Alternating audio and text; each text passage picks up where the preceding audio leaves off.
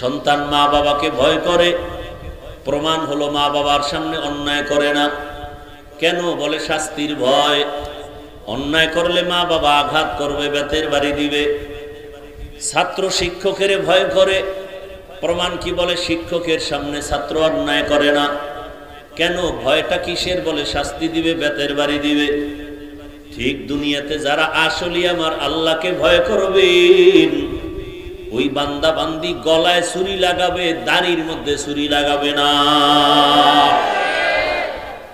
যদি লাগায় বোঝা যাবে তার মধ্যে হাকিকতে আল্লাহর ভয় এখনো আসে নাই। যে সাপকে ভয় করে সে সাপ ধরবে? কথা বলেন না কেন? বরং সাপ যেখানে থাকে সেখানেও যায় না, সন্দেহ যদি থাকে। যেমন সাপের গর্ত দেখলে দৌড় দেয়। যারা আসলেই সাপের ভয় করে তারা ঘুমের মধ্যে মাঝে মাঝে সাপ সাপ করে চিৎকার দেয়। ঠিক এই দুনিয়াতে যারা আমার আল্লাহকে ভয় করবে, ওই বান্দা গুনার কাছে যাবে না। কয় ওখানে গেলে গুনাহ হবে? কয় না, হবে না। কয় না, কেমন কেমন যেন লাগে। যদি গুনাহ হয়ে যায় আমি আল্লাহর কাছে কেমনে দাঁড়াবো? আমি আল্লাহর কাছে অপরাধী হয়ে যাব। দুনিয়ার সবাইরে ফাঁকি দেওয়া সম্ভব, আমার আল্লাহকে ফাঁকি দেওয়া সম্ভব না। সম্ভব? এই চিন্তাটা অন্তরে ঢুকাও। এর নাম তাকওয়া, আল্লাহর ভয়। যে আল্লাহকে ভয় করবে জীবন চলে যাবে, গুনাহ করবে না। যে ছাত্র শিক্ষকের ভয় করবে ওই ছাত্র ওস্তাদের সামনে অন্যায় করবে না। যেই সন্তান পিতামাতাকে ভয় করবে মা বাবার সামনে অন্যায় করবে না। যেই বান্দা বান্দি আমার আল্লাহকে ভয় করবে ওই বান্দা বান্দি জীবন যাবে একটা গুনাহ করবে না, ইচ্ছা করে করবে না। অনিচ্ছায় যদি গুনাহ হয়ে যায় তওবা করতেও বান্দা দেরি করবে না। তাহলে মুত্তাকি কারা? যারা আল্লাহকে ভয় করে। এবার আমাকে বলেন, আল্লাহকে যারা ভয় করে তারা গুনাহ করে না ছাড়ে? বলেন। ওয়া আম্মা মান খাফা মাকাম রাব্বিহি ওয়া নাহান নাফসা আনিল হাওয়া ফা ইন্নাল জান্নাতা হিয়াল মাওয়া। হর কে দারত খৌফে হকদার দিল মাদার জান্নাতুল মাওয়া দেহাদ উরা মাকাম জুজবা হাকাচি যে মখাজ ইনসুজা ফজলে উআ মস্তে দর জুমলা জাহান। আল্লাহ পাক রব্বুল আলামিন বলেন, যারা আল্লাহকে ভয় করবে মুত্তাকি তাদের হেদায়েতের জন্য কোরআন আমি অবতীর্ণ করলাম মুত্তাকিনদের জন্য। এখন আল্লাহকে যে ভয় করে সে কি গুনাহ করবে না ছাড়বে? আচ্ছা, যে গুনাহ ছাইরা আল্লাহর ভয়ে চলে সে কি হেদায়েতের পথে আছে না নাই? ভালো করে বলেন, আছে না নাই? এত ডিস্টার্ব হলে কি আর ওয়াজ হয়?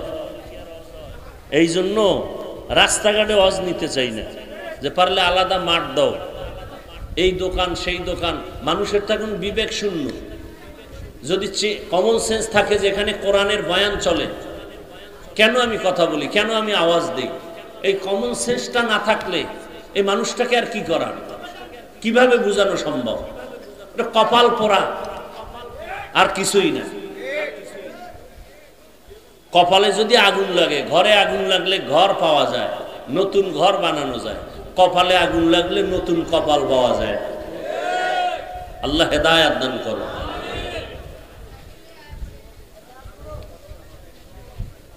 এক মহা মুসিবত। আমরা তো বয়ান করি আল্লাহর মোহাব্বত নিয়ে, একটা লোক দাঁড়াইলেও মাথা গরম হয় না, কারণ ওই নিয়তে করি। দেখিনি আল্লাহ একটু রহমতের বৃষ্টি দিয়া কারো দিলের উপরে যদি আসে, একটা দিলের উপরে যদি কলবের উপরে রহমত আসে, কলবের সাথে সবার কলব মালামাল হয়ে যাবে, রহমতে ভরপুর হয়ে যাবে। আমরা তো এই নিয়তে বয়ান করি, হাতে পায়ে ধরে বয়ান করি, বিনয়ী হয়ে বয়ান করি। এই জন্য একটা মানুষ উঠে গেল কষ্ট লাগে, যে পরিবেশ মানুষের অন্তরের বিঘ্নতা শুরু হয়ে যায়। আমরা তো ওই সমস্ত আল্লাহওয়ালাদের থাপ্পড় খেয়ে এখানে বসছি, যাদের সামনে একটা পান কেউ খাইতে পারতো না। আর আমরা তো বসে বসে বাদাম চাবাই, চানাচুর চাবাই, বক্তাও পান চাবাইতেছি, বয়ান করতেছি। শ্রোতারাও খাইতেছে, চা পান করতেছে, বয়ান শুনতেছে, কেউ হাঁটতেছে, কেউ চলতেছে, এভাবে বয়ান হয় না। বাকি বাংলাদেশ তো সম্ভাবনাময় দেশ, এখানে সবই সম্ভব, আকামও সম্ভব, ভালো সম্ভব। এটা এমন এক সম্ভাবনাময় দেশ যে মেয়েকে নিয়ে বাবা হোটেলে থাকে আর বাবা বলে তুই আমার আজকে মেয়ে না, তুই আমার কাছে স্ত্রীর সমতুল্য। সোনার বাংলার খবর। এজন্য বলি এটা সম্ভাবনাময় দেশ, সবই সম্ভব, আকামও সম্ভব। মাকে সন্তান হত্যা করে, সন্তান মাকে হত্যা করে, স্ত্রীকে স্বামী হত্যা করে, স্বামী স্ত্রীকে হত্যা করে, মানে এমন কোন অপরাধ নাই। বলতে গেলে রসুলের যুগের সে সমস্ত জাহিলিয়াতকেও হার মানিয়েছে। দেখেন না, মানুষের একটা বাড়ি দিলেই তো শেষ হয়ে যায় জাগা মতো, এটার উপরে যদি বাড়ি দিয়ে আবার বুকের উপরে লাফায়, আবার পাথর দিয়া মারে, ইট দিয়া মারে, তাহলে এটা কত বড় কুকুরের চেয়েও খারাপ, জানোয়ারের চেয়েও খারাপ। ওর চেয়ে তো পশু ভালো, কুত্তা ভালো।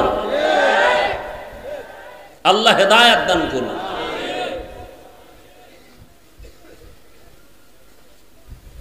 বড় আজীব, থানায় লোক নিয়ে যায় ধৈরা পুলিশে, বেতের বাড়ি দেয়, কান্নাকাটি নেই, এমন ফিডা দেয়, এরপরও কাঁদে না। আর কোরআন ও হাদিসের বাগানগুলো এত সুন্দর যে আল্লাহর খাস ওলিরা যখন বয়ান করে ওই জাহেল পেছনে বসে কান্না করে। তো পুলিশের বেতের বাড়িতে কাঁদে না, কোরআনের বাগানে বসে কাঁদে, ওরে মারলো কে? তাহলে ওটা তো সেই প্যান্ডেল। আল্লাহ হেদায়েত দান করুন। যালিকাল কিতাবু লা রাইবা ফীহি হুদাল লিল মুত্তাকিন। যারা মুত্তাকি, আল্লাহকে ভয় করে, গুনাহ ছাড়ে, এরা তো হেদায়েতের উপরে আছে, এই কারণেই তো তাদের উপাধি মুত্তাকি। এদেরকে আবার আল্লাহ কেন বললেন হুদাল লিল মুত্তাকিন? কোরআন মুত্তাকিনদেরকে হেদায়েত করবে, এরা তো আগের থেকেই হেদায়েতের উপরে আছে, তাহলে কিসের হেদায়েত করবে প্রশ্ন। দ্বিতীয়, আল্লাহ কোরআনের আর এক আয়াতে বলেন, আমি আল্লাহ কোরআন কেন অবতীর্ণ করলাম? শাহরু রমাদানাল্লাযী উনজিলা ফীহিল কুরআন হুদাল লিন-নাস ওয়া বাইয়িনাতিম মিনাল হুদা ওয়াল ফুরকান। রমজানে কোরআন অবতীর্ণ করেছি দুনিয়ার সব মানুষের হেদায়েতের জন্য। দেখছেন, এখানেও আল্লাহ বলেন আমি কোরআন অবতীর্ণ করলাম দুনিয়ার সমস্ত মানুষের হেদায়েতের জন্য। প্রশ্ন এখানেও জটিল, দুনিয়ার সব মানুষ কি হেদায়েত পেয়েছে? কথা বলেন। আরে দুনিয়ার সব মানুষ বাদ দেন, এই প্যান্ডেলে আমরা যারা বসে আছি আমরাও তো পূর্ণ হেদায়েত পাই নাই। পাইছেন? এখানে এমনও মানুষ বসে আছেন আজকে ফজরের নামাজ পড়েন নাই, জোহর পড়েন নাই, আসর পড়েন নাই, মাগরিব পড়েন নাই। এখানে এশার নামাজ হয়েছে একটু আগে, কত আশেকে রসুল ঘুরছে আর বিড়ি টানছে, নামাজ পড়ে নাই। বয়ানে এসে বসে গেছে, নামাজে বয়ানের পরে আবার রাস্তায় গিয়ে বিড়ি টানবে, এরপরে বাসায় ঢুকলে নতুন ডিউটি মোবাইল, সারাটা রাত মোবাইলে জেনা করবে, জেনা, হাতের জেনা, চোখের জেনা, অন্তরের জেনা, জবানের জেনা করে আজানের আগ মুহূর্তে এমন ঘুমের চাপ, মোবাইলটা পড়ে থাকে, সে ঘুমায় যায়, 10টা 11টা 12টা পর্যন্ত ঘুমায়, সারা রাত বান্দা জেনা করে করে কাটাইলো মোবাইলে। বুঝা গেল হেদায়েত পেয়েছে? বলেন। আল্লাহ বলেন আমি কোরআন রমাজানে দিলাম সারা দুনিয়ার মানুষের হেদায়েতের জন্য। কিন্তু প্রশ্ন, হে মালিক, সারা দুনিয়ার মানুষ দরকার নাই, তুষার দ্বারার মানুষ কেন পূর্ণ হেদায়েতে নাই? অনেকে ভাবে আমি হাফিজুর রহমান, আমি মজার বয়ান করি, আমার মতো হেদায়েতওয়ালা কেউ নাই। আমি কেন্দ্রীয় মসজিদের খতিব, আমার মতো ভালো মানুষ কেউ নাই। আল্লাহ কয়, রে হাফিজুর রহমান, দুনিয়ার সবাই জানে তুই ভালো মানুষ, আমি আল্লাহ জানি তুই সারা রাত মোবাইলে গুনাহ করো। কথা বলেন না কেন?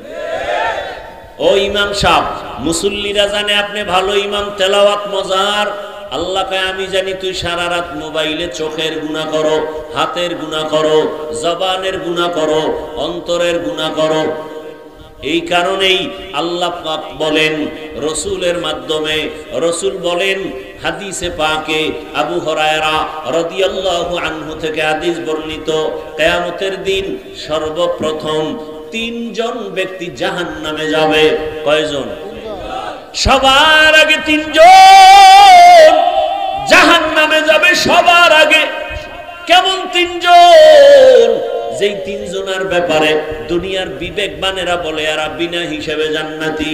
যাদের বিবেক আছে এরা বলবে এই 3 জন এরা তো বিনা হিসাবে জান্নাতি। রাসূল বলেন এরা সবার আগে জাহান্নামে যাবে।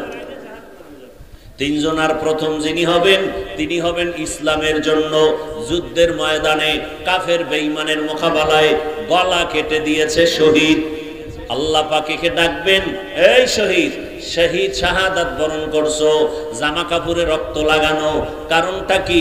বলে তোমার দ্বীনকে উঁচু করার জন্য। আল্লাহ বলবে না, আমি দুনিয়ার সবাই জানে দ্বীনের পতাকা উঁচু করার জন্য তুই যুদ্ধ করেছো, আমি আল্লাহ তোর ভিতরেরটা জানি। তুই যুদ্ধ করেছো তুই বীর বাহাদুরের উপাধি পাওয়ার জন্য, এটা দুনিয়ায় পেয়েছো, আমার কাছে কিছু নাই। আল্লাহ রাগ করিয়া বলবে জাহান্নামের ফেরেশতারা এই নাফরমানের ধর, জাহান্নামের শিকল লাগাইয়া সবার আগে একে জাহান্নামে ঢুকায়া দাও। 2 নম্বরে ডাকবে আমার মতো মাওলানা।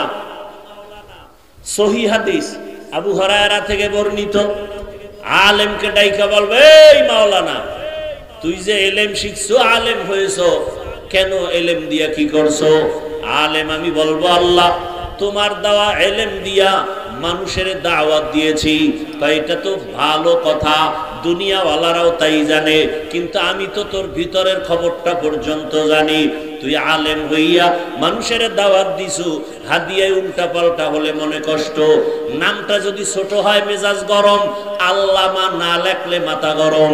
3-4 নম্বরে নাম আসছে, আমার নাম এত নিচে কেন, তা তো মাথা গরম করেছো। কে জানেন?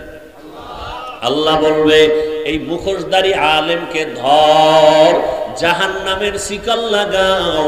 মানুষ জানে তুই বড় বক্তা, মানুষ জানে তুই বড় ইমাম, কিন্তু আমি আল্লাহ জানি তুই সারা রাত মোবাইল চালাইছো, স্ত্রীর হক আদায় করো নাই, সন্তানের হক আদায় করো নাই, ভাইয়ের হক আদায় করো নাই, মুসল্লিদের হক আদায় করো নাই, শিক্ষক হইয়া ছাত্রের হক আদায় করো নাই, বাবা হইয়া সন্তানের হক আদায় করো নাই, স্বামী হইয়া স্ত্রীর হক আদায় করো নাই। আল্লাহ বলবে কে জাহান্নামের শিকল লাগায় জাহান্নামে নাও।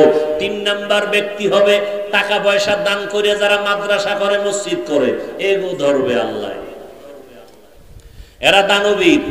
আল্লাহ বলবে এই দানবীর এদিকে, তোরে আমি গরিব বানাই নাই, হাজারো গরিবের মধ্যে তোরে টাকাওয়ালা বানিয়েছি, বল তোর সম্পদ কি করেছো? আল্লাহ তুমি জানো না, মাদ্রাসায় দিয়েছি, মসজিদে দিয়েছি, কালভার্ট বানিয়েছি, মানুষের কল্যাণে খরচ করেছি। আল্লাহ বলবে সব জানি, এটা তো দুনিয়াওয়ালারাও জানে, কিন্তু আমি আর একটু বেশি জানি, তোর ভিতরের খবর জানি। কি জানেন আল্লাহ? তুই যে দান করছো 50,000, চায়ের দোকানে বয়ে চাপাবাজি করছো, মসজিদে 50 দিয়া বলছে মসজিদটা আমি ঘিরে দিছি। এরকম চাপাবাজ আছে না নাই? মাদ্রাসায় দেয় 50,000, চাপাবাজি করে মাদ্রাসা তো আমি করছি। এরপরে আবার দান করার আগে বলে আমারে পোস্টারে প্রধান অতিথি দেওয়া লাগবে, আছে না নাই? হুজুরকে উপরে নাম দেওয়া লাগবে। এই দান করছি, মানুষ মারহাবা না বললে মেজাজ গরম। নাম লেখছে ঠিকই, আলহাজ লেখে নাই, মাথা গরম হয়ে গেছে। কেমন হাজি? আলহাজ না লেখলে মাথা গরম। আল্লাহ বলবে আমি জানি তুই বড় ধোঁকাবাজ। মাদ্রাসায় দান করছো ঠিকই, মসজিদে দান করছো ঠিকই, কিন্তু হুজুরদের সাথে গোলামের মতো আচরণ করেছো। একক তো ইমাম সাহেব নামাজে না থাকলে কি পরিমাণ বেয়াদবিমূলক আচরণ করেছো আমি আল্লাহ জানি। আমি আল্লাহ পাক রব্বুল আলামিন তোর ভেতরের খবর পর্যন্ত জানি। তুই যে টাকা পয়সা দান করছো ঠিক, একদিকে মসজিদ মাদ্রাসায় দিছো, অন্য দিক থেকে সুদের টাকা নিছো, ঘুষের টাকা নিছো। কি নাই এরকম? গোপনে খায় ঘুষ সুদ আর প্রকাশ্যে করে দান। তুমি প্রকাশ্যে সুদ ঘুষ খাও, প্রকাশ্যে দান করো, আর গোপনে যদি খাও গোপনে দান করো। দেখেন না কিছু মানুষ যারা ভালো, এরা কি করে? 20,000 টাকায় মাদ্রাসায় দিলাম, ফাউন্ডেশনে দিলাম, মসজিদে দিলাম, মাইকে যেন নাম বলা না হয়, এরকম নাই?